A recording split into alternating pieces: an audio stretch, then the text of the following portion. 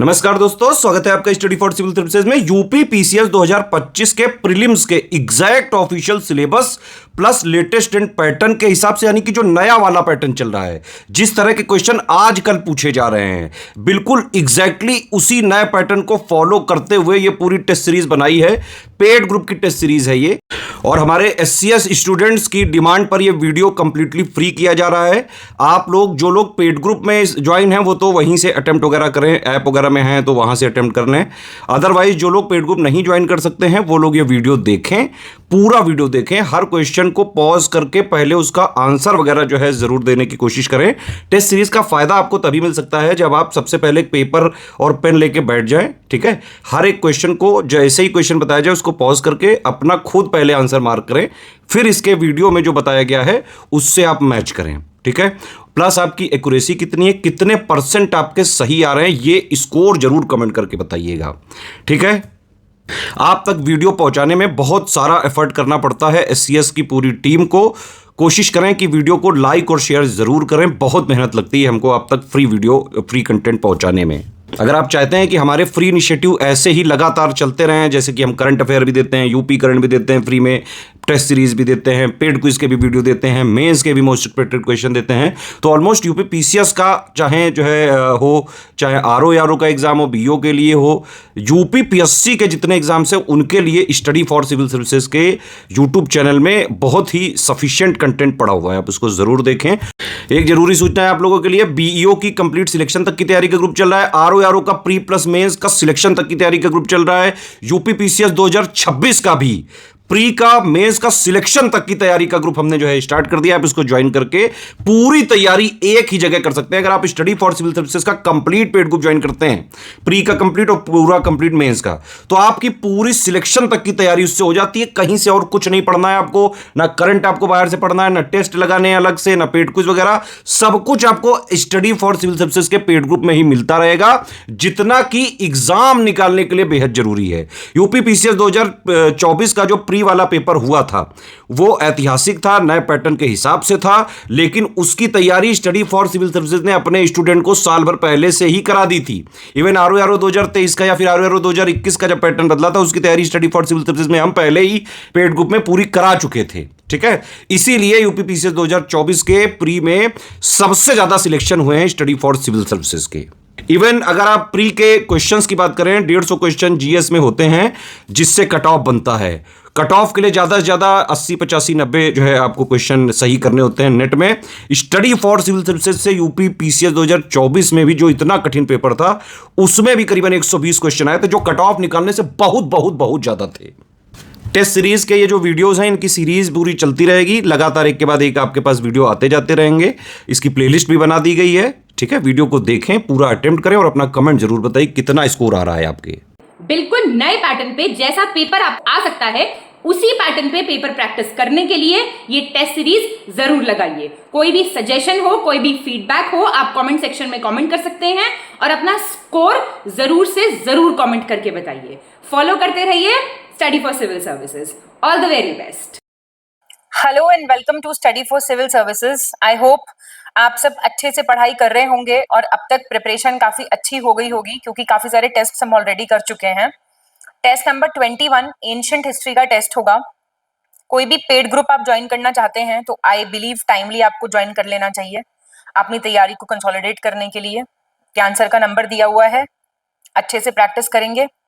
First question देखेंगे, consider the following statements. बात हो रही है खारवेल के हाथी गुम्फा अभिलेखों की। देखो, कुछ जो फेमस वाले इंस्क्रिप्शंस हैं उन पे ही क्वेश्चन रिपीट होगा मोस्टली, तो इतना मुश्किल नहीं है इसको पढ़ना। सबसे पहले प्राकृत भाषा में भरद्वाज यानी कि भारत वर्ष का हमको डिस्क्रिप्शन मिलता है। ह्यूनसांग और इत्सिंग, इन्होंने अपने वृत्तांत में उल्लेख किया कि कनिष्क ने पेशावर में एक बौद्ध मठ बनवाया था। अल बरूनी ने भारत को आर्य देश या फिर ब्रह्म राष्ट्र, आर्यन कंट्री या फिर ब्रह्म नेशन कह के पुकारा था। क्या पूछा है? सही पूछ रहा है आपसे, बताइए कौन सा सही है। पहला सही है, दूसरा क्यों गलत हुआ? ह्यूनसांग और अल बरूनी, देखो कुछ ही फॉरेन ट्रैवलर्स हैं जो पढ़ने हैं, इन्होंने ये अकाउंट दिया था, और इत्सिंग ने कहा था आर्यन कंट्री, इत्सिंग ने। कहाँ से आए थे, किसके टाइम पे आए थे, ये वाले क्वेश्चंस बहुत पूछता है। सेकंड देखो, भारत का सर्वाधिक प्राचीन उल्लेख ऋग्वेद के 8th मंडल में भारतवर्ष जन कबीले के रूप में मिलता है। यूनानी लोग सबसे पहले एशिया के संपर्क में आए और उन्हें वहां के अरबी और फारसी ग्रंथों से हिंद या फिर हिंदुस्तान देश के बारे में पता लगा। बुद्ध के टाइम पीरियड में इंडिया को कहा जाता था जम्बू द्वीप। सेकंड और थर्ड बिल्कुल सही है। पहला क्यों गलत है? ये मिलता है हमें 10वें मंडल से, 10th मंडल से। किसके? ऋग्वेद। ये भी याद रखना, सही चुनना है यहाँ पे आपको। जो इंडियन आर्कोलॉजिस्ट थे जॉन लुबक, इन्होंने पहली बार भीमबेटका गुफा को देखा और इसके शैल चित्रों के प्रागैतिहासिक महत्व की खोज की। जो वहां पे रॉक पेंटिंग्स थी उनका प्री हिस्टोरिक सिग्निफिकेंस था। अच्छा एक बात बताओ, प्री हिस्ट्री कौन सा टाइम पीरियड होता है? प्री हिस्ट्री वो टाइम पीरियड है जहां पे हिस्ट्री का कोई रिटन रिकॉर्ड नहीं मिला है हमको, ठीक है, वो है प्री हिस्टोरिक टाइम। पुरापाषाण और नवपाषाण शब्दावली का सबसे पहले यूज किया विष्णु श्रीधर वाकणकर ने 1865 में। उनकी बुक थी प्री हिस्टोरिक टाइम्स करके। उसमें 1816 में जर्गेनसन थॉमसन ने पाषाण युग, कांस्य युग, लौह युग, ऐसे मतलब 3 एज डिवीजन किया। Stone age, bronze age, iron age जैसे पढ़ते हैं ना हम, ये किया। आंसर क्या हो जाएगा? आंसर है आपका थर्ड सही हो गया। पहला क्यों गलत हो गया? ये जो भीमबेटका को डिस्कवर किया था, ये किया था विष्णु श्रीधर वाकनकर ने, ठीक है। और पेलोलिथिक न्यूलिथिक वर्ड यूज किए थे जॉन लुबक ने पहली बार, ठीक है। मतलब ये नाम एक्सचेंज कर लो दोनों में आपस में। फोर्थ गलत चुनना है आपको। कह रहा है रविंद्र सिंह बिष्ट भारत के प्रागैतिहासिक काल के जनक माने जाते हैं, प्री हिस्ट्री ऑफ इंडिया के फादर माने जाते हैं। मध्य पुरापाषाण काल को पट्टिकाओं की प्रचुरता के कारण फलक संस्कृति भी कहा जाता है। और डॉल्मेंस वर्ड का मतलब है दफनाए गए मुर्दों पर बने मकबरे। भारत में मानव का पहला प्रमाण एमपी के वेस्ट में नर्मदा क्षेत्र में पाया गया था। First evidence of humans. गलत हो गया आपका पहला। ये जियोलॉजिस्ट जो थे रॉबर्ट ब्रूस फूट, आपने नाम सुना होगा पक्का से, उनको माना जाता है father of pre history in India. Fifth गलत चुनना है आपको। सबसे पुराने झोपड़ियों के साक्ष्य मिले हमें बिहार में, पैसरा करके एक जगह है वहां से। और प्रतापगढ़ से मिला है हमको पशुवधशाला स्थल। और पशुपालन की शुरुआत हम मानते हैं मध्य पाषाण से, यानी कि मीजोलिथिक टाइम पीरियड से। ये इसमें से कोई गलत नहीं, ये सारे ठीक है बिल्कुल। गलत चुनना है आपको सिक्स्थ में। गॉर्डन चाइल्ड, इन्होंने वर्ड यूज किए थे नव पाषाण ताम्र पाषाण संस्कृति के लिए। अन्न उत्पादक संस्कृति, नव पाषाणिक क्रांति, ऐसे वर्ड्स यूज किए थे। खाद्यान्नों का उत्पादन, गेहूं की खेती सबसे पहले इसी टाइम पीरियड में यानी कि न्यूलिथिक पीरियड में हुई थी। नव पाषाण कालीन उपकरण सबसे ज्यादा जो माने पाए गए वो चिरान में पाए गए, बिहार। ये ना देखो, जब ऐसे वाले क्वेश्चंस आए और कुछ साइट्स दी हुई हों तो एक बारी दोबारा से निगाह मार लेनी है उस पे, जैसे चिरान कहाँ पे है, बिहार में, ऐसे, ठीक है। रिवीजन का एक तरीका बता रही हूँ। तो आपका यही गलत हो गया है। तो इसमें क्या हो जाएगा आंसर? सबसे ज्यादा न्यूलिथिक टूल्स जो मिले हैं वो मिले हैं बुरजाहोम से। बुरजाहोम, बुरजाहोम कहाँ पे था? जम्मू कश्मीर में, ठीक है। बुरजाहोम के बाद मिले हैं चिरान से, तो बिहार में है, ये तो सही बात है, पर ऐसे याद करना। ये जो ताम्र पाषाणिक संस्कृतियां हैं इनको आपको सही क्रम से जोड़ना है। इसको आप एज इट इज याद कर लो। कायट पहले, फिर आहड़, फिर मालवा, फिर जौरवे, ठीक है। कायट था आपका उज्जैन वाला हिस्सा, फिर आहड़ था आपका उदयपुर वाला राजस्थान, मलवा एमपी, और जौरवे कल्चर आपका है अहमदाबाद वाला महाराष्ट्र वाला, ठीक है। कई बार पूछ लेगा ये कहाँ पे अवस्थित है। गलत चुनना है आपको। हड़प्पा सभ्यता को कांस्य युगीन सभ्यता कहा जाता है, ब्रॉन्ज एज सिविलाइजेशन कहा जाता है ना, क्योंकि यहीं पे सबसे पहले ब्रॉन्ज यूज हुआ था, ठीक है। गॉर्डन चाइल्ड ने इंडस वैली सिविलाइजेशन को बोला प्रथम नगरीय क्रांति। जॉन मार्शल की बुक थी civilisation of the Indus valley and beyond, और द हड़प्पन सिविलाइजेशन को कहा था इंडस वैली सिविलाइजेशन यानी कि सिंधु घाटी सभ्यता। क्या हो जाएगा आंसर? सी हो जाएगा। ये किताब थी मॉर्टिमर व्हीलर की, मॉर्टिमर व्हीलर। ये कुछ नाम ऐसे हैं जो याद रखने हैं आपको, ठीक है। उत्तर से दक्षिण यानी कि नॉर्थ से साउथ अरेंज करना है इन हड़प्पन पीरियड की साइट्स को, बताइए। तो पहले बुरजाहोम जम्मू कश्मीर का है, और फिर भीमबेटका, फिर पिकलीहाल, फिर अतिरप्पक्कम, ठीक है। नॉर्थ से साउथ हो गया, बताओ जल्दी। ये तो JNK हो गया, ये बताओ कमेंट करके, ये बताओ और ये बताओ कहाँ पे है ये लोकेटेड। गलत चुनना है। भारत के इतिहास में सबसे पहले नगरों का उदय, मतलब कि अ, जो शहर आए उभर के वो सिंधु घाटी सभ्यता से आए, ठीक है, राइज ऑफ सिटीज। भारत पर आर्य आक्रमण का सिद्धांत सबसे पहले एरिक मॉर्टिमर व्हीलर ने दिया। चाहुंदाड़ो से सैंधव कालीन संस्कृति के अतिरिक्त प्राक सैंधव संस्कृति, झूकर संस्कृति और झांगर संस्कृति, इनके भी अवशेष मिलते हैं। ये ए में दिया हुआ है, सी में दिया हुआ है, कोई बात नहीं, गलत कोई है ही नहीं, सारे सही हैं। सही चुनना है यहाँ पे आपको। भारत में रेशम का यानी कि सिल्क का जो ओल्डेस्ट एविडेंस मिला वो हमें नेवासा से मिला। रोपड़ से हड़प्पा लिपि में बहुत बड़े बड़े अक्षरों में लिखा हुआ एक लघु अभिलेख मिला था, एक स्मॉल इंस्क्रिप्शन मिला था। आलमगीरपुर है मेरठ जिले में हिंड नदी के तट पे। सिंधु निवासियों ने सबसे पहले कपास की खेती, कॉटन का प्रोडक्शन स्टार्ट किया था। क्या हो जाएगा आंसर? आंसर हो जाएगा आपका सी। फर्स्ट सही है, थर्ड सही है, फोर्थ सही है। ये क्यों गलत हो गया? ये जो मिला है ना बड़े बड़े अक्षर वाला, ये मिला है ढोलावीरा। ढोलावीरा कहाँ पे है? गुजरात में। गलत चुनना है, इनकरेक्ट यहाँ पे। कालीबंगा से बैल की ताम्र मूर्ति मिली और लोथल से मिली है कुत्ते की। हड़प्पा पाकिस्तान के लरकाना में पड़ता है, मोंटगोमरी करके जिला है वहां पे। कालीबंगा हनुमानगढ़ में, राजस्थान।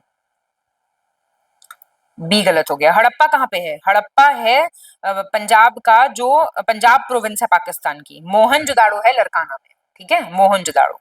मोंटेगोमेरी डिस्ट्रिक्ट में है हड़प्पा, ये ठीक है, बट नॉट इन लरकाना। गलत चुनना है आपको।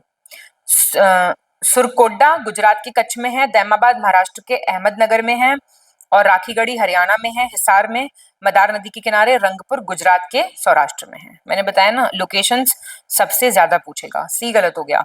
राखीगढ़ी कहाँ पे है? घग्गर नदी के किनारे है ये, घग्गर नदी के किनारे है, हिसार में। 14 देखिए, गलत चुनना है आपको। सिंधु सभ्यता से प्राप्त मुहरें, जो सील्स हैं वहां की, उनमें पीपल बना हुआ मिला है। हल का टेरिकोटा चोलिस्तान के हड़प्पा स्थलों में हरियाणा के फतेहाबाद जिले के बनावली से मिला है। और बार्टर सिस्टम, लेन देन, मतलब आपको टमाटर चाहिए, मुझे पैसे, मुझे गेहूं चाहिए, तो मैं, आप मुझे टमाटर दे दो, मैं आपको गेहूं दे दूंगी। उल्टा हो गया, मतलब समझ गए ना बात, मतलब। ढोलावीरा से कुबड़ बैल वाले की आकृति वाली मुहरें प्राप्त हुई हैं, हम्प्ड बुल्स। डी गलत हो गया। हम्प्ड बुल्स मोहनजोदाड़ो से मिली है, मोहनजोदाड़ो। 15th करेक्ट चुनना आपको यहाँ पे। मेसोपोटामिया क्या है? एक ग्रीक वर्ड है जिसका मीनिंग होता है दो नदियों के बीच की भूमि, land between two rivers. Harappa सभ्यता की पहली खगोलीय वेधशाला धोलावीरा में थी। और मोहनजोदाड़ो के विशाल स्नानागार, मतलब द ग्रेट बाथ हाउस जो है मोहनजोदाड़ो का, उसको 1922 में राखलदास बनर्जी ने डिस्कवर किया था। आंसर ये आपके सही हो गए सारे। ईयर थोड़ा सा याद रखना, द ग्रेट बाथ, इसीलिए क्वेश्चन आता है इस पे सबसे ज्यादा। शूद्र शब्द का सबसे पहले उल्लेख ऋग्वेद के 10वें अध्याय के पुरुष सूक्त में हुआ है। ऋग्वेद की सबसे पवित्र नदी मानी जाती है सरस्वती, इन्हें कहते हैं नदीतमा। ऋग्वेद के 10वें मंडल में यमुना नदी का उल्लेख 3 बार है और गंगा नदी का 1 बार है। ये भी आपके सारे सही दे रखे हैं बिल्कुल। तो नदीतमा याद रखना, नदीतमा काफी बार पूछा गया है। Consider the following statements. Samaveda के प्रथम दृष्टा वेदव्यास के शिष्य जैमिनी को माना जाता है। यजुर्वेद में हाथियों को पालने की बात की गई है। अथर्ववेद का कोई अर्यंक नहीं है। वर्ण शब्द का सबसे पहले उल्लेख ऋग्वेद में मिलता है। आंसर ये भी आपके सारे सही हो गए हैं। 18th देखिए, सही चुनना है आपको। अर्थ अथर्ववेद का उपवेद गंधर्व वेद है। असतोमा सदगमय, ये बृहद्रांके उपनिषद से लिया गया है। राजसूय यज्ञ, वाजपेयी यज्ञ सामवेद में सबसे पहले उल्लेख है। और यजुर्वेद के मंत्रों का उच्चारण जो पुरोहित करते हैं उनको ब्रह्म कहा जाता है। कह रहा है सही बताना है आपको, तो सिर्फ बी सही है। असतोमा सदगमय याद रखना। उपवेद जो है सामवेद का, उसको कहा जाता है गंधर्व वेद। राजसूय और वाजपेयी का मेंशन यजुर में मिलता है, यजुर्वेद में, ठीक है। और जो अथर्व वेद के ब्रह्मा होते हैं, अथर्व वेद के बेसिकली ब्रह्मा होते हैं, कहने का मतलब है अथर्व वेद के जो पुरोहित होते हैं उनको आप ब्रह्मा कहते हैं। 19 देखेंगे। बौद्ध ग्रंथों में यह उल्लेख किया गया है कि अशोक ने 84,000 स्तूप बनवाए थे। एक वर्ड आता है गविष्टि ऋग्वेद में, इसका मतलब होता है मवेशियों के लिए किए जाने वाला युद्ध। अथर्व वेद में पहले कृषि वैज्ञानिक पृथ्वीवैन्य, जो हल और कृषि की खोज करने वाले पहले व्यक्ति थे। अच्छा क्वेश्चन है, अगर आपने नहीं पढ़ा है तो ये याद रखिएगा, वर्ड हो सकता है आ जाए। वैदिक काल में गाय को अघन्य के रूप में वर्णित किया गया है। 10 राजाओं की लड़ाई ऋग्वेद के 7वें मंडल में सबसे पहले इसका उल्लेख है। ऋग्वेद में लोहे का कोई उल्लेख नहीं है, उत्तर वैदिक ग्रंथों में लोहे का उल्लेख हमको मिलता है, ये भी सही है। बाद में जाके जो लेटर वैदिक टेक्स्ट थे वहां पे हमें आयरन का मेंशन मिला सबसे पहले, सही बताना है आपको। उत्तर वैदिक काल के लोग लोहे के हथियारों का यूज करते थे। काठक संहिता में 24 बैलों द्वारा खींचे जाने वाले हल की बात की गई है। अथर्ववेद में एकरट को सबसे बड़ा शासक कहा गया है और ऐत्रेय ब्राह्मण में राजस्व यज्ञ का विस्तृत वर्णन है। B is correct, first second and third is correct. देखिए राजस्व यज्ञ की बात की गई है शतपथ ब्राह्मण में, ठीक है, शतपथ ब्राह्मण में सबसे पहले। राजस्व यज्ञ में क्या होता था कि राजा का अभिषेक 17 प्रकार के जल से किया जाता था। करेक्ट बताना है आपको यहाँ पे।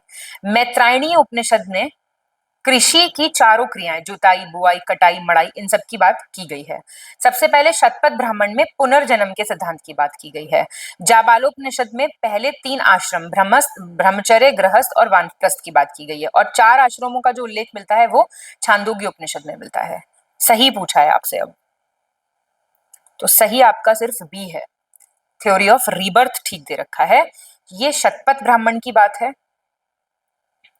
प्लोइंग सोइंग एंड ऑल, और ये आपकी बात हो रही है, जबालों की बात नहीं है, ये बात हो रही है आपकी छंदोग्य उपनिषद की, जहां पे 3 आश्रम्स की बात की हुई है। छंद 3 ऐसे करके याद कर लो, और 4 आश्रम्स की बात सबसे पहले की गई है जबालो उपनिषद में, ठीक है, जबालो 4 ऐसे करके याद करो। सही चुनना है यहाँ पे आपको। स्तूप का सबसे पहला उल्लेख ऋग्वेद में मिला है, जहां इसको हिरण्य स्तूप कहा गया है। अवतारवाद की चर्चा सबसे पहले भगवत गीता में मिली है। ऋग्वेदिक काल में पीपल के वृक्ष को अश्वत्थ वृक्ष कहा गया है, अश्वत्थ। ऋग्वेदिक कालीन इतिहास जो है वो 3 जो साहित्य है वो मेनली 3 नगर अयोध्या, वैशाली और मगध का इसमें उल्लेख मिलता है। फर्स्ट सेकंड थर्ड सही है, फोर्थ क्यों गलत हो गया? फोर्थ इसलिए गलत हो गया, 3 सिटीज की बात की गई है ऋग्वेदिक पीरियड में। अयोध्या है जिसको अथर्ववेद में बात की गई है, और अथर्ववेद में एक आदमी थे तक्षक, जिनको वैशाली का रहने वाला बताया गया है, और अथर्ववेद में बिंबिसार को काशी का राजा बताया गया है। तो मगध का उल्लेख नहीं मिलता है, यहाँ पे काशी का मिलता है, ठीक है। सही आपको मिलान करना है, करिए। बौद्ध संगतियां और उनसे रिलेटेड रूलर्स, तो आंसर आपका सी हो जाएगा, ठीक है। पहली बुद्धिस्ट काउंसिल कहाँ पे हुई थी, ये भी तो बताना है कहाँ हुई थी। राजगृह में हुई थी, महाकश्यप के टाइम पे हुई थी, और इस टाइम पे अजात शत्रु थे हरियंक डायनेस्टी के, सुनते रहो पूरा लिख लेना। द्वितीय हुई थी वैशाली में, साबकामी प्रेसिडेंट थे कालाशोक थे शिशुनाग डायनेस्टी के। तीसरी हुई थी पाटलिपुत्र में, मोगालीपुट तिस्सा थे उस टाइम पे, और अशोक थे मौर्यन डायनेस्टी के। एक प्रेसिडेंट भी तो होते थे, ये तो उनकी बात है जो रूलर्स थे।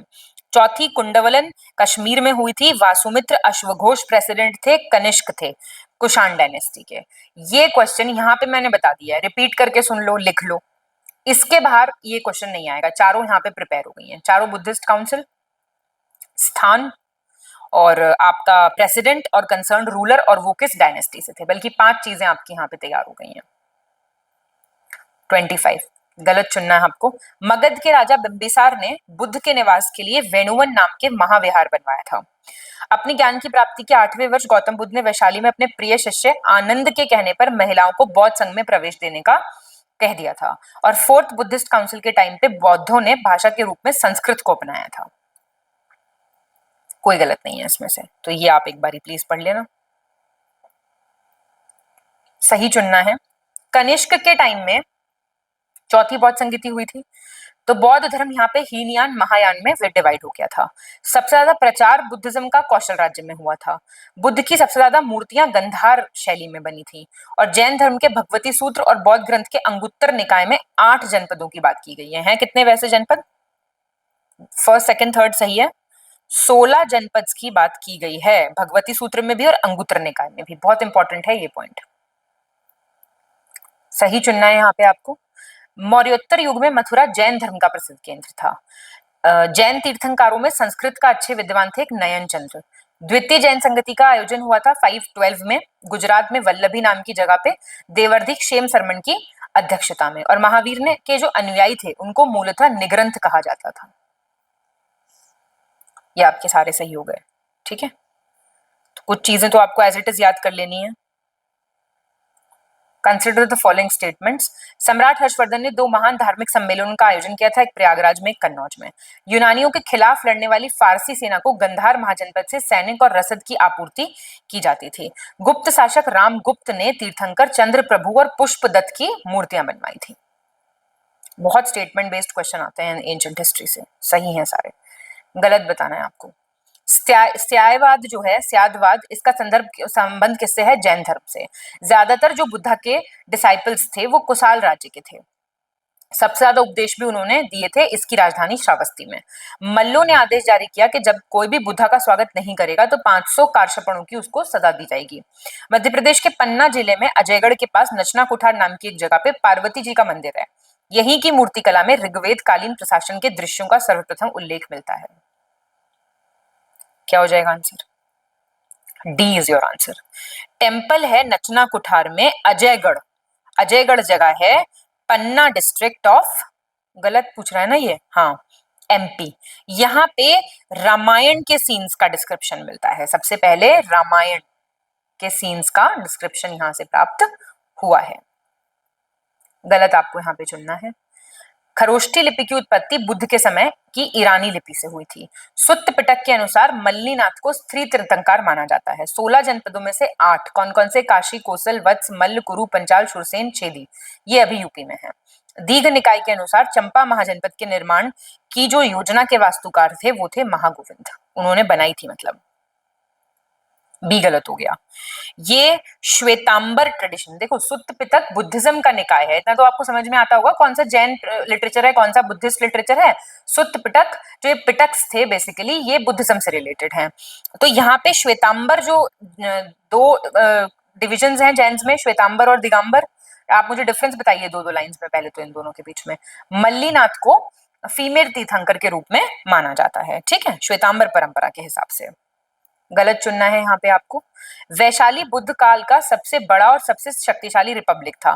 पुराणों के हिसाब से मगध पर शासन करने वाला पहला राजवंश था बृहद्रथ, और बुद्धिस्ट के हिसाब से मगध का सबसे पहला प्रतापी शासक था बिंदुसार जो हर्यंक वंश का था। बाणभट्ट के हर्ष चरित्र में मौर्य काल का बृहद्रथ जो था उसकी बात की गई है। सी गलत हो गया। अब सी क्यों गलत हुआ है यहाँ पे? क्योंकि बुद्धिस्ट टेक्स्ट के हिसाब से पहला ग्लोरियस राजा था बिंबिसार जो हर्यंक वंश था। बिंदुसार, बिंबिसार, बहुत कम अंतर है, पढ़ के डायरेक्ट ना लगा देना। बिंबिसार की बात हो रही है यहाँ पे, ठीक है, नॉट बिंदुसार। क्रॉस इसलिए लगाए कि याद रहे, मैम ने क्रॉस लगा दिया था बड़ा बड़ा। गलत चुनना है आपको। भारत के सबसे पुराने सिक्कों को आहत कहते थे। पंच चिन्हित सिक्के भी, पंच मार्क्ड कॉइन्स जिनको कहते थे। वज्जी महाजनपद के लिच्छवियों ने विश्व का पहला गणतंत्र बनाया था। सुत्त निपात में वैशाली को मगधपुरम कहा गया है। और संस्कृत ग्रंथ है महावस्तु, इसमें 16 जनपदों को आंशिक रूप से दोहराया गया है। बी गलत हो गया। लिच्छवीज ऑफ वैशाली, नॉट वज्जी, वैशाली था पहला दुनिया का रिपब्लिक। गलत चुनना है यहाँ पे आपको। मूल रूप से नागसेन द्वारा पाली भाषा में लिखी गई पुस्तक मिलिंद पन्हों में कृषि कर्म की 8 विभिन्न अवस्थाओं का वर्णन किया गया है। कुषाण काल के जो शासक थे उनके सिक्कों पे अलग अलग भगवान जी की वो होती थी फोटो। भगवान इंद्र, वृषभ, त्रिशूल आकृति बोलते हैं ना फोटो। उदयगिरी शिलालेख से पता चलता है कि चंद्रगुप्त द्वितीय के प्रधानमंत्री वीरसेन ने उदयगिरी पहाड़ पर एक शैव गुफा बनाई थी। कालिदास के कुमार संभवम में भगवान शिव की महिमा का गुणगान किया गया है। कालिदास के नाटक, dramas, they are very important. B गलत हो गया आपका। भगवान शिव की, भगवान और टॉरस की और त्रिशूल की, ठीक है, वृषभ, शिव, नॉट भगवान इंद्र, शिव। इनके फिगर्स कुषाण काल के सिक्कों पे देखने को मिल जाएंगे। गलत चुनना है आपको। एलोरा का प्रसिद्ध कैलाश मंदिर राष्ट्रकूटों के टाइम का है। चोल के शासक थे राजराज वन, इन्होंने तंजौर में राजेश्वर मंदिर बनवाया। भगवान मुरुगन चोल काल के सर्वोच्च देवता थे और ऋग्वेद में विष्णु का उल्लेख है आकाश के देवता के रूप में। सी गलत हो गया। भगवान मुरुगन संगम टाइम के थे, संगम टाइम के सुप्रीम भगवान जी थे, इनकी पूजा होती थी सबसे ज्यादा संगम काल में। गलत चुनना है आपको। जैन ग्रंथ कुवलेमला के लेखक हैं उद्योतन सूरी। थेरावाद का सीलोन में प्रतिपादन अशोक के पुत्र महेंद्र ने किया था। काम्पल्य पांचाल की राजधानी हुआ करती थी, जो अभी यूपी के बदाऊं और फर्रुखाबाद के बीच में जगह पड़ती है। बहुत ही वाला क्वेश्चन आता है कि आज के प्रेजेंट डे में वो जगह कहां पे है। ठीक है, तो याद रखना है ये। सही चुने। आधुनिक वाराणसी की उत्पत्ति राजघाट से मानी जाती है और इसके प्राचीन स्थानों में से एक है। हरिहर के रूप में भगवान शिव और भगवान विष्णु की जो मूर्ति सबसे पहले बनी वो गुप्ता पीरियड में बनी। आदि शंकराचार्य का जन्म 788 केरल के कलाडी गांव में हुआ था। ये भी आपके सारे सही हैं। ठीक है, 37 देखिए, आपको गलत चुनना है यहाँ पे। भगवान विष्णु का वाहन गरुड़, ये पल्लव शासकों का सिंबल हुआ करता था, रॉयल सिंबल। मेहरौली स्तंभ शिलालेख में चंद्रगुप्त द्वितीय ने विष्णुपद पर्वत पर विष्णु ध्वज, विष्णु फ्लैग लगाया था। अमर सिंह ने अपने ग्रंथ अमरकोश में विष्णु के 39 नाम बताए हैं। राष्ट्रकूट नरेश दंती दुर्ग ने एलोवेरा में दशावतार का मंदिर बनवाया था। सारे इंपॉर्टेंट मंदिर कौन से टाइम पीरियड्स में बने थे, ये इंपॉर्टेंट है। ये गुप्ता जो रूलर्स थे उनका रॉयल सिंबल होता था, ना कि पल्लव्स का, गरुड़। गलत चुनना है आपको यहाँ पे। 16 महाजनपदों में से 14 राजतंत्रात्मक हैं, मतलब मोनार्कल हैं, जहां पे राजा का रूल होगा, और 2 संघ हैं, वज्जी और मल। महाभारत में 250 जनपद की बात है। तमिल पुस्तक है शिल्पादिकाराम, इसमें 3 महाजनपद की बात की है, मगध, वत्स और कौशल। क्या आंसर हो जाएगा भाई? सी गलत हो गया। जो ये शिलापितकरम है इसमें 3 महाजनपद की बात की हुई है, मगध है, वत्स है और अवंती है। कौशल नहीं मेंशन्ड है इसमें। मिलान कर दीजिए, देखो महाजनपद और कैपिटल, फेवरेट क्वेश्चन है ये तो। पॉज करके तुरंत कर लिया करो। सुरसेन की मथुरा, पांचाल आपकी काम्पल्य या फिर अहिक्षेत्र, कुरु इंद्रप्रस्थ और हस्तिनापुर, और कौशल श्रवस्ती, कुशवत्ती या फिर अयोध्या, कुछ भी आए आप मार्क कर सकते हैं। Consider the following statements. Gandhara Mahajanapada का दूसरा प्रमुख नगर था पुष्कलावती, नाम कितना बढ़िया है। मगध महाजनपद का विस्तार आज के जो मॉडर्न डे पटना और गया है यहाँ तक था। 6ठी शताब्दी में छेदी महाजनपद आधुनिक बुंदेलखंड के पूर्वी और निकटवर्ती भागों में स्थित था। मैंने बताया ना, प्रेजेंट लोकेशन फेवरेट क्वेश्चन रहेगा कि आज वो महाजनपद कहाँ पे है। गलत चुनना है यहाँ पे आपको। सिकंदर ने भारत पर 326 में अटैक किया। बैटल ऑफ वितस्ता, ये पोरस और सिकंदर के बीच में हुआ था, झेलम चेनाब नदी के बीच में। तमिल किंवदंतियों के हिसाब से प्राचीन दक्षिण भारत में 3 संगमों का आयोजन किया गया था, जिसे मुच्चगम कहा जाता था। आंसर कोई गलत नहीं है। ठीक है, तो ये आप याद रखिएगा, मुच्चगम सही बताना है यहाँ पे आपको। तोलकाप्पियम किसने लिखी थी? तोलकाप्पियार ने। संगम साहित्य से अधिकांश जानकारी चेर राज्य के बारे में मिलती है। चोल राजाओं में राजा करिकाल थे, जो सबसे इंपॉर्टेंट थे। करिकाल ने पुहार या फिर कावेरीपट्टनम शहर की स्थापना की थी। ऑल आर करेक्ट, इंपॉर्टेंट है, आप देख सकते हैं एक बार जरूर। गलत चुनना है यहाँ पे आपको। मौर्य साम्राज्य के संस्थापक कौन? चंद्रगुप्त मौर्य। इनका शासन अफगानिस्तान, बलूचिस्तान, बहुत मतलब इनका बड़ा राज्य था। सौराष्ट्र प्रांत में स्थित रुद्रदमन का जूनागढ़ शिलालेख, वेरी इंपॉर्टेंट। ये एकमात्र शिलालेख है जिसमें अशोक और चंद्रगुप्त मौर्य का एक साथ उल्लेख है। यूपी में स्थित है सोहागोरा शिलालेख, ये आपका यूपीएससी में भी क्वेश्चन आ चुका। सोहागोरा कॉपर प्लेट संपूर्ण मौर्य काल का एकमात्र शिलालेख है जो ताम्र पत्र पर उत्कीर्ण है। ध्यानपूर्वक सारे सही हैं। ठीक है, इनको याद रखना कहाँ पे है ये, यही पूछा था। ये क्या है? ये कॉपर प्लेट इंस्क्रिप्शन है, ये यूपीएससी ने पूछा था। 44th देखिए, कौटिल्य द्वारा रचित है अर्थशास्त्र, राजनीति और लोक प्रशासन की पहली प्रमाणिक किताब है। मौर्य टाइम में कैपिटल थी पाटलिपुत्र। और मेन जो हमें पता चलता है मौर्यों के बारे में वो पता चलता है कौटिल्य के अर्थशास्त्र और यूनानी लेखक इंडिका ऑफ मेगास्थनीज के इंडिका से, ऐसे करके आप पढ़ सकते हैं। सही पूछ रहा है, सारे बिल्कुल सही हैं। सही चुनना है यहाँ पे आपको। अशोक को पाटलिपुत्रक, प्रथम भारतीय साम्राज्य का संस्थापक, भारत का प्रथम ऐतिहासिक सम्राट, भारत का मुक्तिदाता, लिबरेटर ऑफ इंडिया, ऐसे ऐसे नामों से बुलाया जाता था। अशोक ने 2 सागरों के बीच की भूमि, अरब सागर और बंगाल की खाड़ी पे विजय प्राप्त कर ली थी। जो इनके शिलालेख थे उनको पहली बार 1837 में कलकत्ता टकसाल के एक अधिकारी और एशियाटिक सोसाइटी के सचिव जेम्स प्रिंसेप ने पढ़ा था। Very important sentence. And this is the sentence which is correct. Chandragupta Maurya को जाना जाता था इन नामों से, चंद्रगुप्त मौर्य को। आपको लगेगा कि अशोक लगा दें हम, आपको ऐसा इच्छा होगी, लेकिन ऐसा करिएगा नहीं आप, चंद्रगुप्त मौर्य, ठीक है। और ये बात हो रही है बिंदुसार की, सब कुछ अशोक थोड़ी था, ठीक है। चलिए, गलत चुनना है आपको। भाब्रू शिलालेख, भाब्रू इंस्क्रिप्शन, अशोक ने त्रिरत्नों में अपनी आस्था व्यक्त की है। अशोक के शिलालेख प्राकृत में थे, और भी लिपियां थी, ब्राह्मी, खरोष्टी, अरमाइक। अशोक के स्तंभ शिलालेख और गुफा शिलालेख दो तरीके के होते थे, पिलर इंस्क्रिप्शन और केव इंस्क्रिप्शन। इनमें ब्राह्मी और प्राकृत यूज हुई थी। और अशोक पहला इंडियन रूलर था जिसने अपने सब्जेक्ट्स को एड्रेस किया था शिलालेखों की सहायता से। तो जो शिलालेख वाली जो प्रॉब्लम आपके सिलेबस में क्रिएट की, ये अशोक ने की, ठीक है। बी गलत हो गया। प्राकृत के साथ साथ 4 स्क्रिप्ट्स थी, ब्राह्मी थी, खरोष्टी थी, अरमाइक थी और एक ग्रीक भी थी, याद रखिएगा। गलत चुनिए।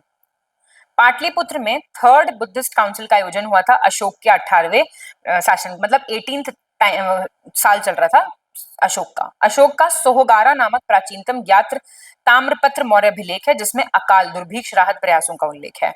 अशोक के शाहबाज गढ़ी और मनसेरा शिलालेखों में ब्राह्मी यूज की गई है।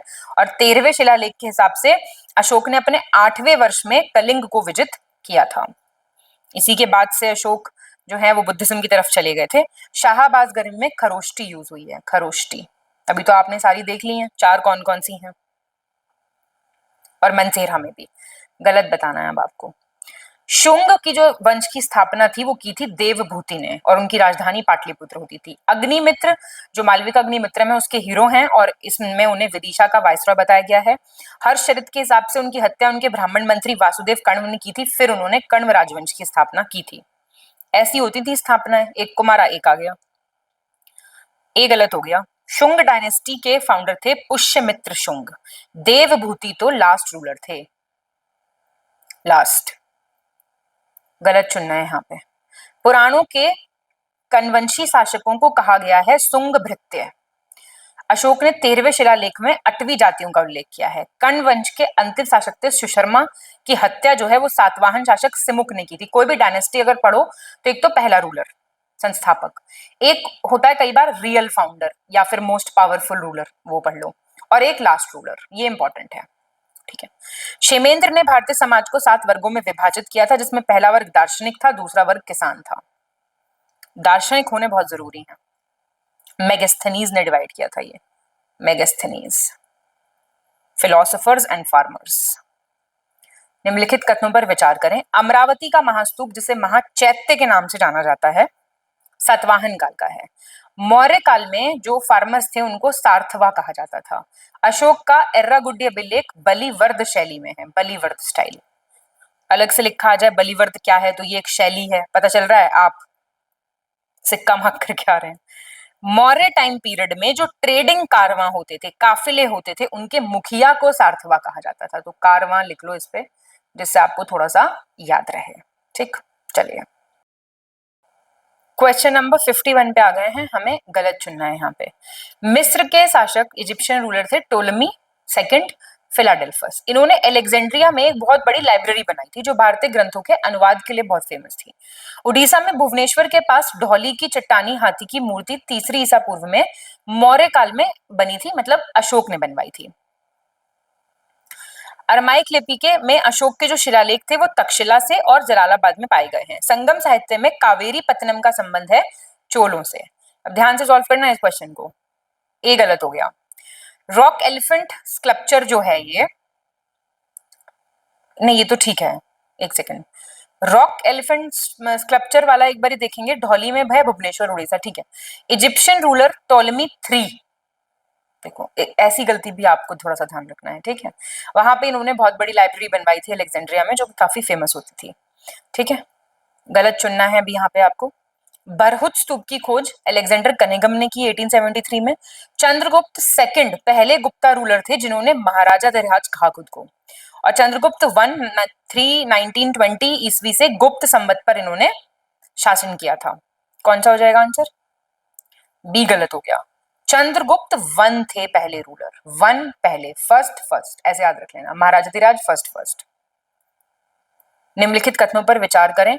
रामगुप्त पहला गुप्त शासक था जिसने तांबे की मुद्राओं का प्रवर्तन किया था। समुद्रगुप्त के आदेश पर श्रीलंका के राजा मेघवर्ण ने बोधि वृक्ष के उत्तर में श्रीलंका के बौद्ध भिक्षुओं के लिए एक भव्य विहार बनवाया था। विहार होती थी रहने की जगह। ठीक है, दोनों सही है। ये गलत आपको चुनना है। नालंदा ताम्र लेख में समुद्रगुप्त को परम भागवत कहा गया है। ठीक। कालिदास और अमर सिंह चंद्रगुप्त सेकंड के दरबार में रहते थे। कालिदास का नाटक है अभिजान शकुंतलम, इसका मलयालम में अनुवाद श्री केरल वर्मा ने 1886 में किया था। फाहियान 399 में चंद्रगुप्त विक्रमादित्य के टाइम पीरियड में मध्य एशिया के स्थल मार्ग से भारत आए थे। सी गलत हो गया। कालिदास का जो प्ले था अभिज्ञान शकुंतलम वो मलयालम लैंग्वेज में ट्रांसलेट किया था श्री केरला वर्मा ने। बिल्कुल ठीक है, 1882 इज द ईयर। गलत आपको यहाँ पे चुनना है। कुमारगुप्त प्रथम सबसे लंबे समय तक शासन करने वाले गुप्त राजा थे जिन्होंने 60 इयर्स तक रूल किया था। और गुप्त काल में दामोदर ताम्रपत्र पे भूमि विक्रय से रिलेटेड, लैंड सेल परचेज से रिलेटेड बात की है। कुमारगुप्त प्रथम के मंदसौर अभिलेख में पट्टावाय श्रेणी का उल्लेख देखने को मिलता है। क्या हो जाएगा आंसर? ए गलत हो गया। 40 इयर्स तक इन्होंने रूल किया था, नॉट 60। 56 देखेंगे। आयुर्वेद की प्रसिद्ध बुक है अष्टांग हृदय, ये लिखी थी बाणभट्ट ने। कनिष्क और हुविष्क दोनों के सिक्कों पे बुध और भगवान शिव की इंस्क्रिप्शंस मिलते हैं।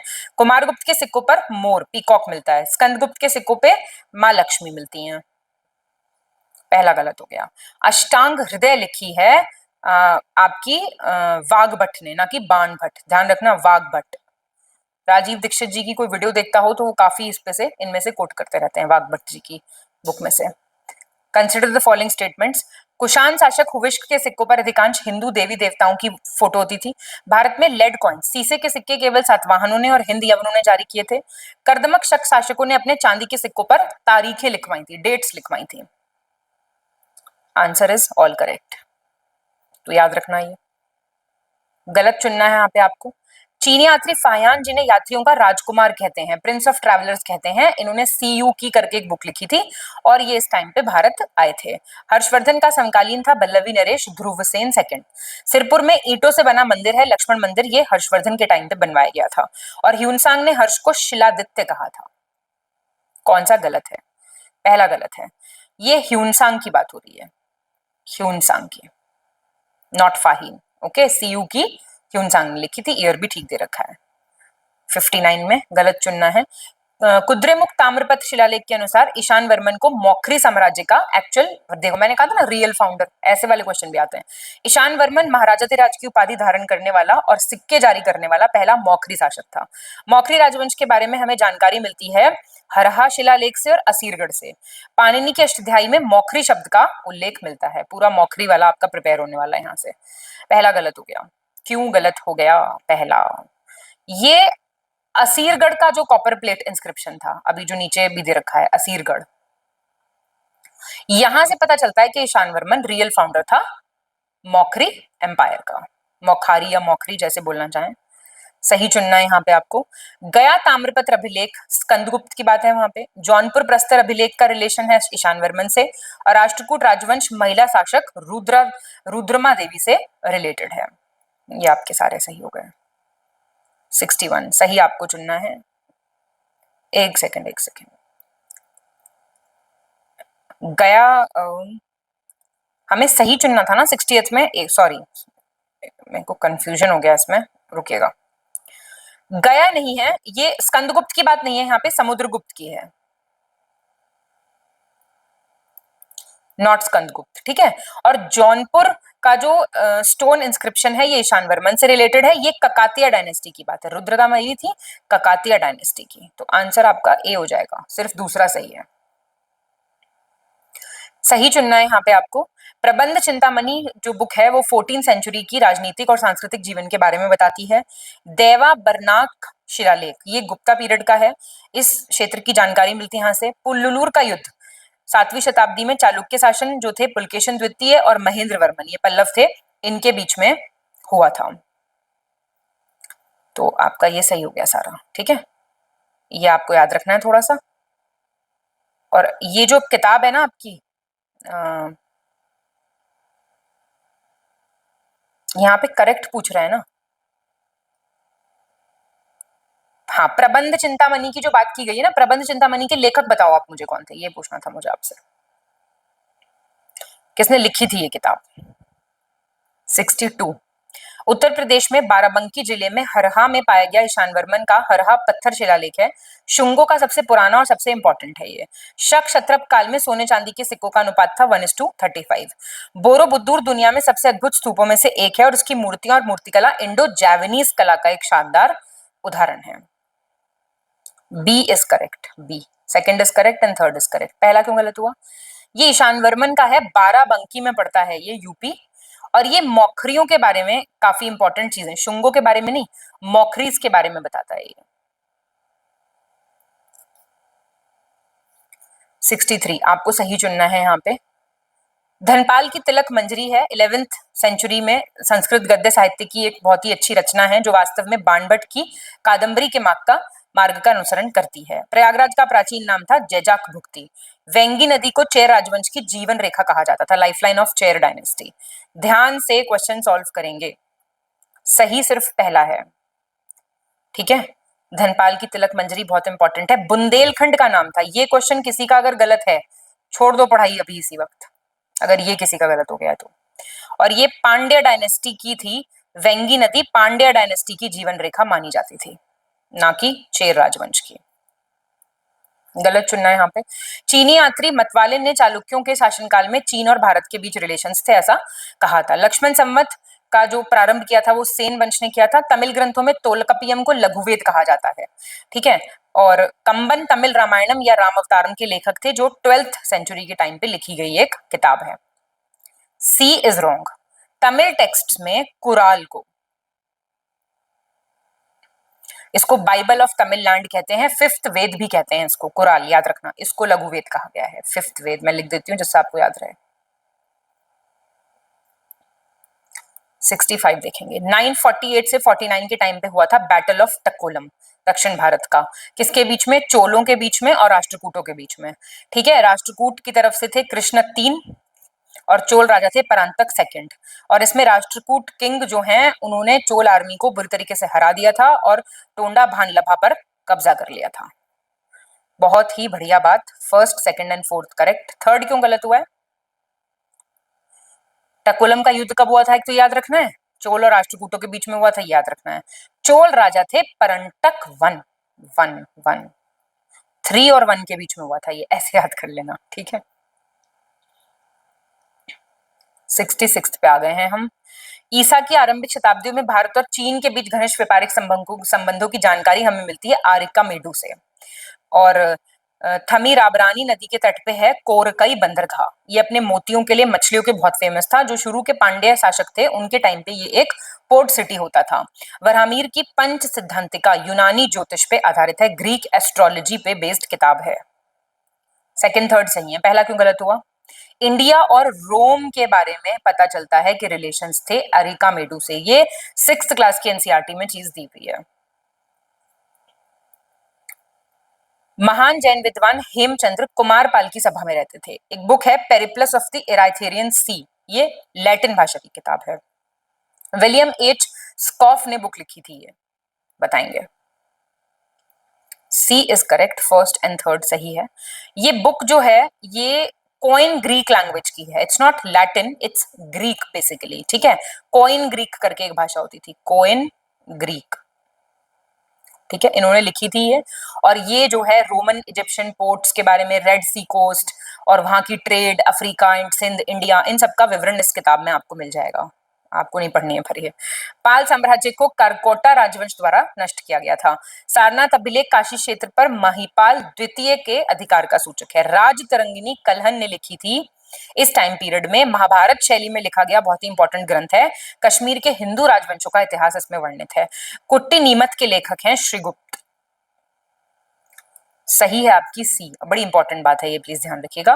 पाल एम्पायर को डिस्ट्रॉय किया था सेनों ने, सेन डायनेस्टी ने, ठीक है। और सारनाथ इंस्क्रिप्शन महिपाल 1 के बारे में बात करता है। और कुट्टानी मिथ के जो लेखक हैं वो हैं दामोदर गुप्त। नाम सुना है कि नहीं सुना आपने? श्रीगुप्त नहीं है, गलत आपको यहाँ पे चुनना है। चीनी यात्री फाहिन ने भारत यात्रा की शुरुआत चंगन से की थी और फाहिन मध्य एशिया के स्थल मार्ग से आए थे। 14 वर्षों तक घूमते रहे यहाँ पे। 414 में जल मार्ग से लंका और फिर जावा होते हुए अपने देश चले गए थे। फाहिन का यात्रा वृत्तांत जो हमें देखने को मिलता है फोकुकी, नाम देखो आप। और फाहिन ने 5 वर्ष पाटलिपुत्र में रहकर संस्कृत सीखी थी, फिर ये उन्हें पढ़ते थे। कितना टाइम था इन लोगों के पास, ये देख रहे हैं आप। तो डी आपका गलत हो गया। फाहिन ने संस्कृत सीखी थी पाटलिपुत्र रह के 3 सालों, मतलब और कम टाइम में सीख ली थी। सही चुनना है। संस्कृत काव्य सेतु बंध, जिसमें राम की लंका पर विजय की बातचीत है, इसके रचयिता है प्रवरसेन द्वितीय। ईरान में 3री शताब्दी में स्थापित सासेनियन राजवंश के अभिलेखों में सबसे पहले हिंदुस्तान वर्ड मिलता है देखने को। भारतीय इतिहास में ईसा पूर्व 2री शताब्दी से लेकर मध्यकाल तक विभिन्न स्मृति ग्रंथों का प्रणयन हुआ था। Answer very nice, all are correct.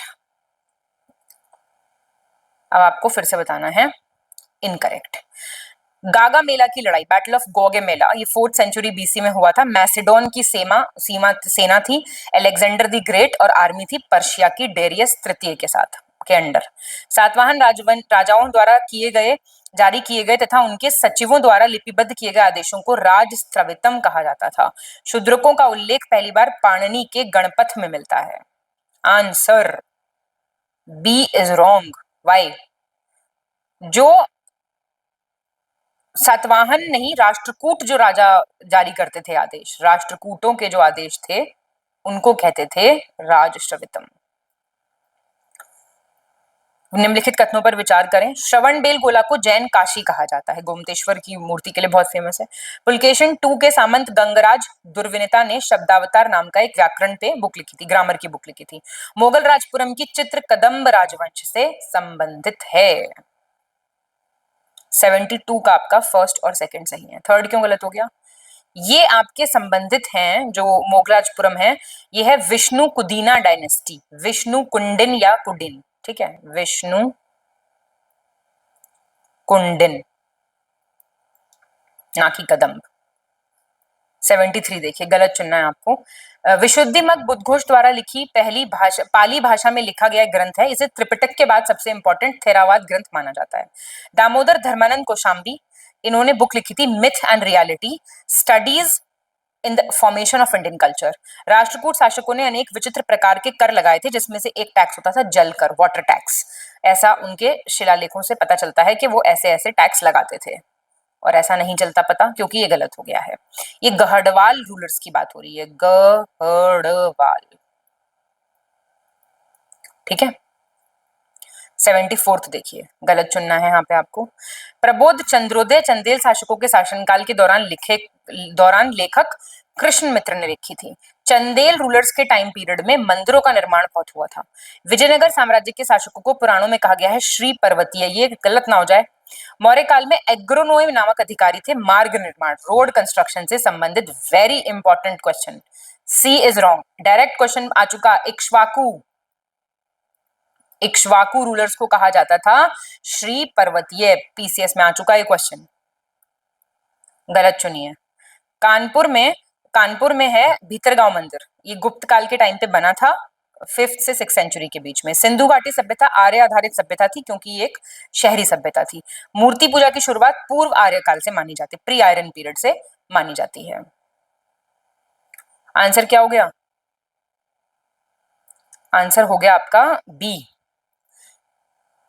Indus valley civilisation non Aryan थी, आर्यन थोड़ी थी, नॉन आर्यन थी, because it was an urban civilisation. गलत चुनना है यहाँ पे आपको। दढेरी, ये ओडिशा में है, एक परवर्ती हड़प्पाकालीन पुरास्थल है, लेट हड़प्पन आर्कियोलॉजिकल साइट है। और सिंधु घाटी सभ्यता सिंधु, चेनाब, झेलम नदियों के तट पर थी। सिंधु घाटी सभ्यता में नगरों में नालियों की सुदृढ़ व्यवस्था थी, मतलब ड्रेनेज सिस्टम बहुत अच्छा था। राजस्थान के हनुमानगढ़ जिले के प्राचीन एवं ऐतिहासिक स्थल कालीबंगा से मृण पट्टिका पर उत्कीर्ण सींगधारी देवता की कलाकृति प्राप्त हुई है। पहला गलत हो गया। पंजाब, ढंढेरी पंजाब, उड़ीसा नहीं है ये, गलत चुनिए। शिशुनाग के शासनकाल में मालवा क्षेत्र पर मगध की शक्ति का विस्तार हुआ था। प्रथम अखिल भारतीय साम्राज्य था चंद्रगुप्त मौर्य का। बुद्ध की खड़ी प्रतिमा कुषाण काल के टाइम की है। कपिलवस्तु में है बुद्ध की भूमि स्पर्श मुद्रा की प्रतिमा, ये गुप्ता पीरियड के टाइम में बनी हुई है। Which is wrong? D is wrong. ये है आपकी सारनाथ में जो है ना भूमि स्पर्श मुद्रा में बुद्ध की, कपिलवस्तु में नहीं, ये गुप्ता पीरियड की है। इनकरेक्ट बताना है। राजनंद का उल्लेख करने वाला शिलालेख बृहद्रथ का हाथी गुम्फा शिलालेख है। कालपी नगर यमुना नदी के किनारे है। गुजरात चंद्रगुप्त मौर्य के साम्राज्य में शामिल था। ये बात हमें रुद्रदमन के जूनागढ़ के शिलालेखों से मिलती है। भारत का प्रथम अस्पताल और औषधि बाग का निर्माण अशोक ने करवाया था। अच्छा क्वेश्चन है ये भी, पहला गलत हो गया। किंग नंदा की जो बात हुई है वो हुई है आपके हाथी गंफा इंस्क्रिप्शन, खारवेल का है ये, खारवेल का। ये भी क्वेश्चन में आप देख के आए हैं ऊपर 79 देखो। श्रीलंका स्थित अनुराधापुर से प्राक अशोक ब्राह्मी लिपि का पता चलता है। मेगस्थनीज की इंडिका में उल्लेख है कि प्राचीन भारत में दास प्रथा कभी अस्तित्व में नहीं थी। काव्य शैली का सबसे प्राचीन उदाहरण काठियावाड़ के रुद्रदमन के शिलालेख से हमें मिलता है।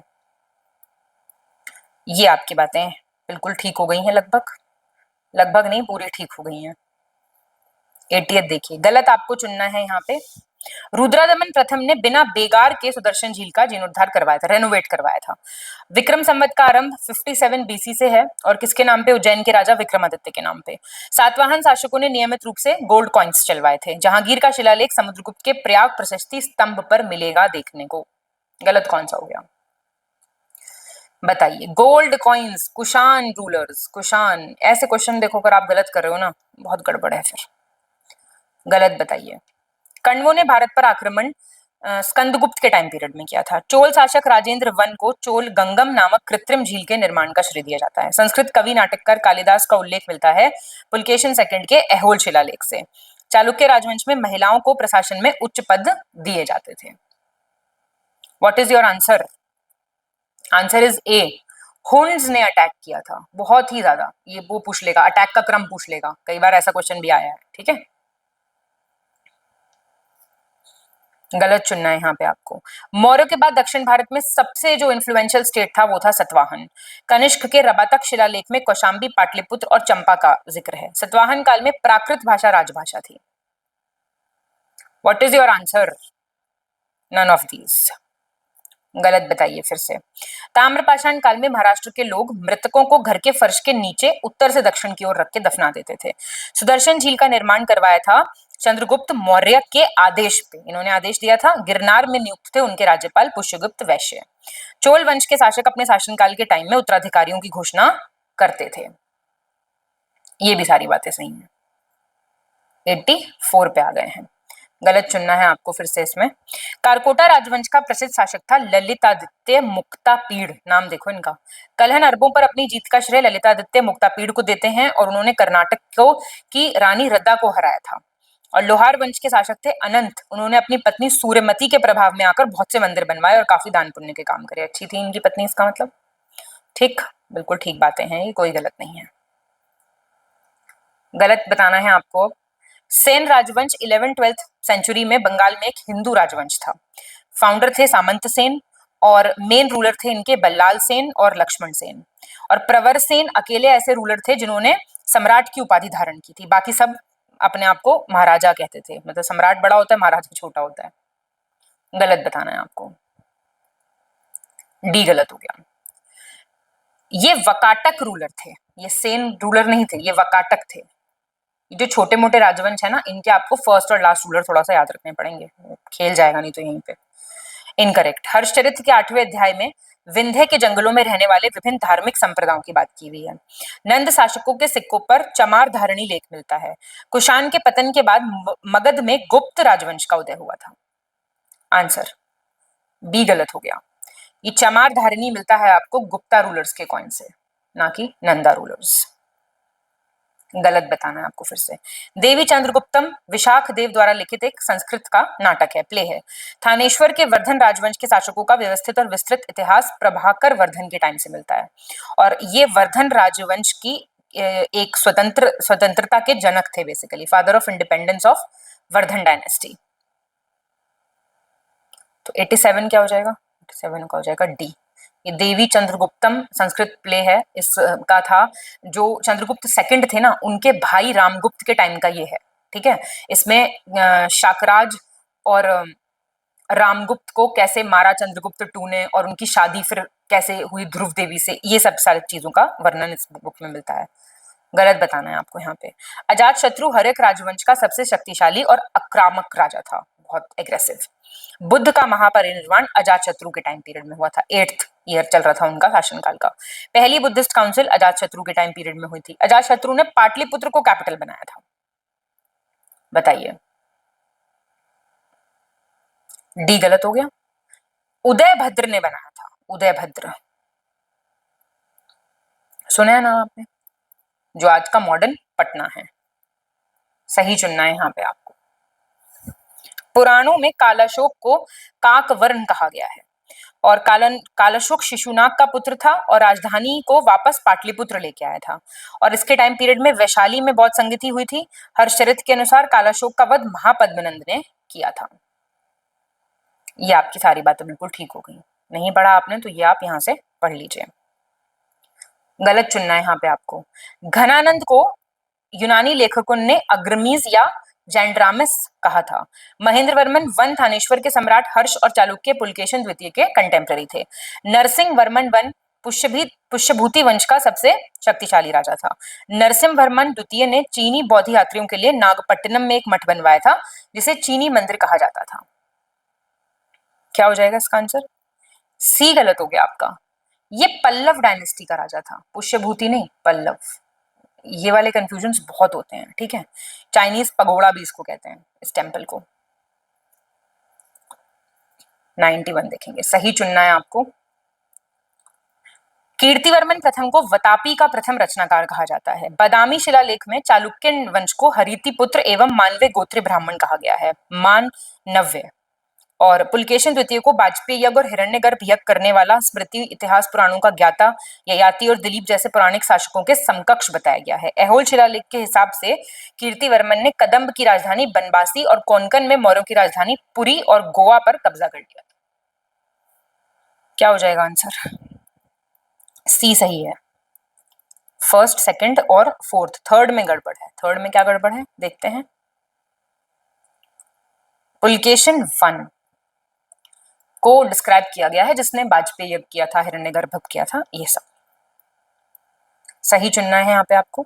655 एडी में पुलकेशन का बेटा विक्रमादित्य प्रथम ने पल्लव राजा नरसिंह वर्मन वन को पराजित कर वतापी पर चालुक्यों का फिर से कंट्रोल स्टैब्लिश किया था। चालुक्य वंश के शासक विजयादित्य की बहन कुमकुम महादेवी ने लक्ष्मेश्वर अंजसेय जैन मंदिर का निर्माण कराया था। चालुक्य वंश के लास्ट शासक थे कीर्तिवर्मन 2, इनको राष्ट्रकूट राजा दंती दुर्ग ने हराया था। ये आपके सारे सही हैं। आपने नहीं ये नाम सुने हैं तो सुन लीजिए। 93 देखेंगे, सही हम चुनेंगे इसमें। कुजल कटफिसिस ने जिबिन, काबुल और कंधार पर विजय प्राप्त कर महाराजा धीराज खुद को कहा था। विम कटफिसिस अंतिम कुषाण शासक था, जिसने सिक्कों पर द्विभाषी और दोहरी लिपि का इस्तेमाल किया था। विम कटफिसिस शिव का बहुत बड़ा भक्त था और उसने अपने सिक्कों पर स्वयं को महेश्वर कहा था। भगवान बुद्ध की मूर्तियों का निर्माण कनिष्क के टाइम पीरियड से शुरू हुआ था, मूर्तियां बनने लगी थी। क्या हो जाएगा इसका answer? This is D. D is correct, all are correct. 94 में आपको सही बताना है। चोल राजवंश के संस्थापक विजयपाल ने पांड्यों को हराकर तंजौर पे कब्जा कर लिया था। ग्रामीणीय स्थानीय प्रशासन का विस्तृत विवरण उत्तर मेरूर से प्राप्त परांतक प्रथम के 1919 से 1921 के 2 शिलालेख से मिलता है। रूरल लोकल एडमिनिस्ट्रेशन कैसा था? परांतक प्रथम ने राष्ट्रकूटों पर अपनी विजय के उपलक्ष्य में वीर चोल की उपाधि धारण की थी। परांतक द्वितीय को 949 में तक्कोलम के युद्ध में राष्ट्रकूट शासक कृष्ण तृतीय ने हराया था और थोड़ा मंडलम पर अधिकार कर लिया था। अभी करके आए हो ऐसा क्वेश्चन एक सॉल्व, गलती ना कर देना बिल्कुल भी। 1 2 3 आप बताओ किसको किया था डिफीट? परांतक 1 को किया था, यही तो देखा था ऊपर आपने, कृष्ण 1 3 मैंने बताया था ना, ठीक है। 95 सही देखो। कोप्पम के युद्ध में राजेंद्र द्वितीय के बड़े भाई राजाधिराज को कल्याणी के शासक सोमेश्वर अहवामल्ला ने मार डाला। राजेंद्र प्रथम ने वैदिक साहित्य के अध्ययन के लिए एक विद्यालय बनाया और वहां उनको पंडित चोल कहा गया था। चोल गंगा तालाब और नहर का निर्माण शुरू कराने का श्रेय राजेंद्र वन को जाता है और करंदे ताम्रपत्र के हिसाब से कंबोज के राजा ने अपनी राजलक्ष्मी की रक्षा हेतु रथ भेजकर राजेंद्र द्वितीय से मित्रता की याचना की थी कि मतलब he wanted to befriend him. B सही है, 1 2 3। फोर्थ क्यों गलत हुआ? जो किंग थे कंबोज के, उन्होंने राजेंद्र वन, ये 1 और 2 का बहुत बड़ा प्रॉब्लम है भाई, तो ये थोड़ा ध्यान देना एग्जाम में, ठीक है। इंद्र तृतीय ने महाराजाधिराज और परमेश्वर तथा परम भट्टारक की उपाधियां धारण की थी। गोविंद तृतीय का उपनाम था जगतुंग प्रथम। विद्वानों को संरक्षण देने के कारण अमोघवर्ष प्रथम की तुलना गुप्त सम्राट विक्रमादित्य से की जाती है। 8वीं शताब्दी के आसपास गोपाल ने पाल राजवंश की नींव रखी थी। गलत पूछ रहा है इसमें आपसे, पहला गलत हो गया। ये दंती दुर्ग के ट्राय, इंद्रथन कहां से आ गया? ये दंती दुर्ग के टाइटल्स थे ये, परमेश्वर, परम भट्टारक और ये सब, ठीक है। गलत चुनना है यहाँ पे आपको। पाल, राष्ट्रकूटों और प्रतिहारों के बीच त्रिपक्षीय संघर्ष हुआ था, आप जानते हैं, द ट्रिपेटाइट कॉन्फ्लिक्ट, और कहाँ हुआ था? बिहार, यूपी, इन सब में। अरब व्यापारी सुलेमान 11वीं सेंचुरी में मध्य भारत का इन्होंने दौरा किया। पाल साम्राज्य को रूहिमी या फिर रुहुमा धर्म कहा था। नरसिंह वर्मन प्रथम द्वारा मामल्लपुरम नगर की स्थापना की गई थी। क्या हो जाएगा इसका आंसर? 97th का आंसर हो जाएगा आपका बी। ये 9th सेंचुरी में आए थे, 9th में, ठीक है। गलत चुनना है यहाँ पे आपको, इनकरेक्ट। प्रथम वैज्ञानिक इतिहास लिखने का श्रेय यूनानी इतिहासकार को जाता है थुसिडाइडस। राजशेखर कन्नौज के प्रतिहार वंशी राजा महेंद्रपाल और उनके पुत्र महिपाल की राज्यसभा में रहते थे। राजशेखर की बात हो रही है। अल मसूदी प्रतिहार शासक महिपाल प्रथम के टाइम पे इंडिया आया था। अल मसूदी कब इंडिया आया था? कब आया था बताओ? इसमें से कोई गलत नहीं है, ठीक है। तो ये अल मसूदी और ये सब थोड़ा सा याद रखना है, किसके टाइम पे आए, कौन आए। गलत चुनना है यहाँ पे आपको। नालंदा के विषय में जानकारी 1812 ईस्वी हैमिल्टन ने दी थी और नालंदा महाविहार का जो अन्वेषण कार्य था वो 1862 में शुरू किया था सर अलेक्जेंडर कनिंघम ने, और जो जीर्णोद्धार हुआ 1913 में उसका काम किया था ASI ने, आर्कियोलॉजिकल सर्वे ऑफ इंडिया ने। और ककातिया राजवंश था एक राजवंश जिसने 12th to 14th सेंचुरी में शासन किया था और उनकी राजधानी क्या थी? वारंगल। तो आंसर आपका सी हो जाएगा गलत। ये 1915 की बात है, आर्कियोलॉजिकल सर्वे ऑफ इंडिया ने स्टार्ट कर दिया था यहाँ पे काम अपना। इनकरेक्ट बताना है लास्ट क्वेश्चन में आपको। महिपाल प्रथम के समय राजेंद्र चोल ने विक्रम चोल के नेतृत्व में 1021 में अपनी सेना बंगाल भेजी थी। अल मसूदी ने बहुत विस्तृत व्यापक रूप से वर्णन किया था राष्ट्रकूटों के महत्व का, और राजराज वन चोल शासक था जिसने सबसे पहले 1000 ईस्वी में भूमि की माप कराई थी और भू राजस्व निर्धारित कराया था। और कनिष्क कुषाण वंश का सबसे महान शासक था, उसने 23 वर्षों तक शासन किया था। क्या हो जाएगा इसका आंसर? गलत कौन सा है इसमें से? पहला गलत है। क्यों गलत हो गया हमारा पहला? क्योंकि ये बात हो रही है महिपाल वन के टाइम पे राजेंद्र चोल ने आर्मी भेजी थी बंगाल में विक्रम चोल के अंडर। बिल्कुल ठीक है, पर ईयर था 1023 AD। क्लियर? चलिए, तो क्या करना है आपको? अपना स्कोर सबसे पहले कमेंट करना है और जो आपसे चीजें पूछी गई हैं उनको बताइए आप, और प्लीज रिवीजन करते रहिए अच्छे से। ये हमारे पेड ग्रुप की जानकारी है, सब कुछ एक जगह पे पाने के लिए, बहुत ही कंसोलिडेटेड मटेरियल के लिए ये मटेरियल हमने तैयार किया है। All the best to all of you, keep studying, have a nice time.